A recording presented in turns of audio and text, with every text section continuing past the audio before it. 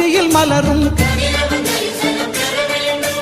இருளை விலக்கி உலகை எழுப்பும் ஞாயிறு அங்கே குடியிருப்பான். அவன் ஆனை முகத்தனின் அடியவர் மனத்தில் ஒளியாய் வந்தே கொலுவிருப்பான்.